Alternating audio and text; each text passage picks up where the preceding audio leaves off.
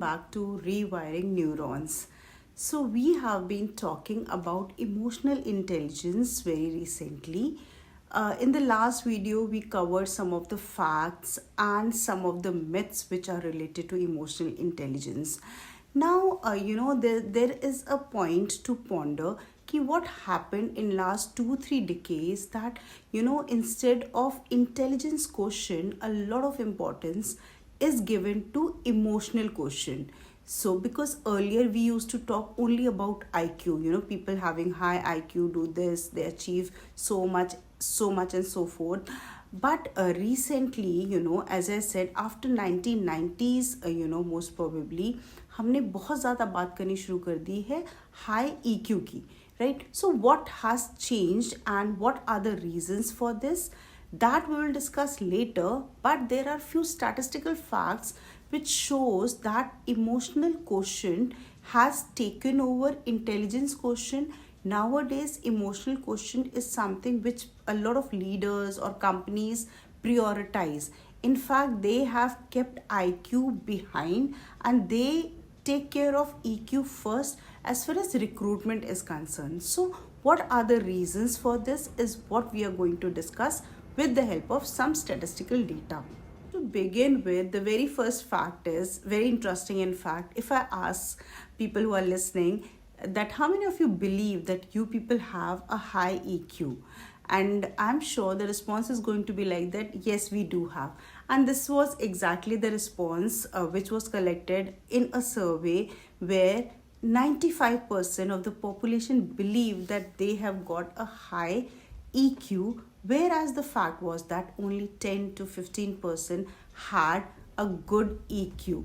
So that is surprising, but that is what the fact is, right? Only 10 to 15% of us tend to have good EQ. Second goes like this, that 80% of the credit goes, credit for good performance goes to high EQ in comparison to only 20% of the credit goes to high IQ. So again, this is something which is surprising because we believe that if we have got a high IQ, we can always get good jobs. Good job is obviously can be attributed to high IQ, but staying in the job and progressing in the job is always attributed to high EQ. So yes, 80% of the credit nowadays goes to high EQ. And it is seen that 90% of the top performers have high EQ.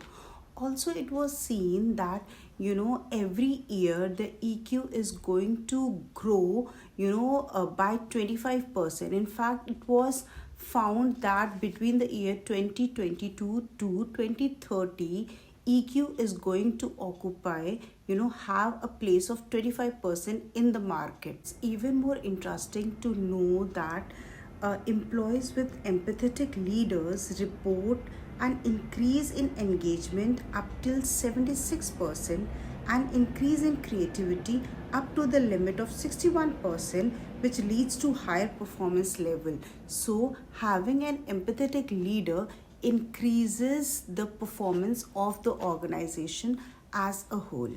And surprisingly, what 60% of the employees were found to be emotionally detached from organization, right? And that is the reason that few organizations have less performance, because employees are not emotionally invested in the organization. And also that a company that prioritizes emotional intelligence is 22% more likely to perform higher than companies who do not prioritize emotional intelligence in their organization.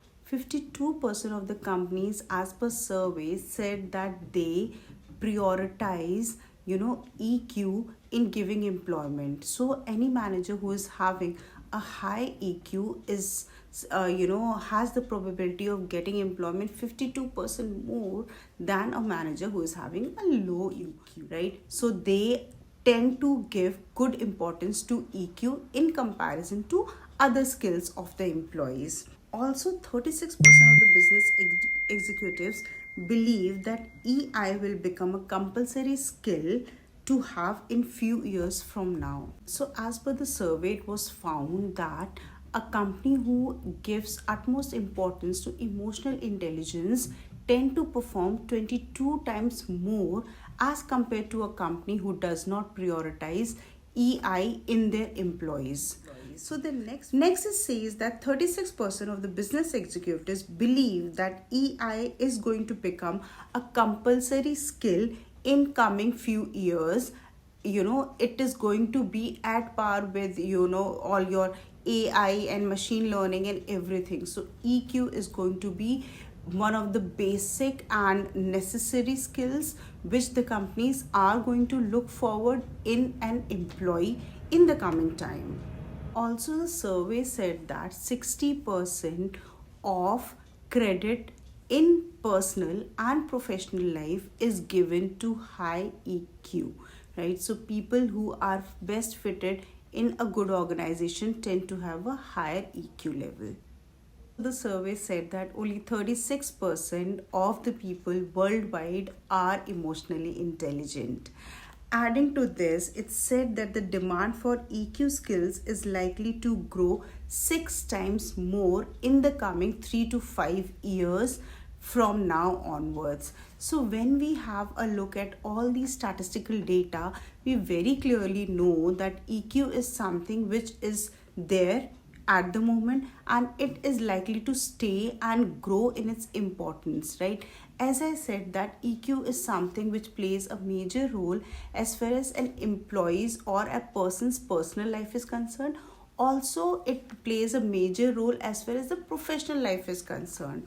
So we are going to see in the next few videos that what is exactly emotional intelligence and how can we improve our emotional intelligence so that we have a better adaptability in the society, in the workplace, and in our personal life.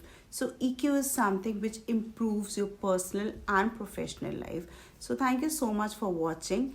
God bless.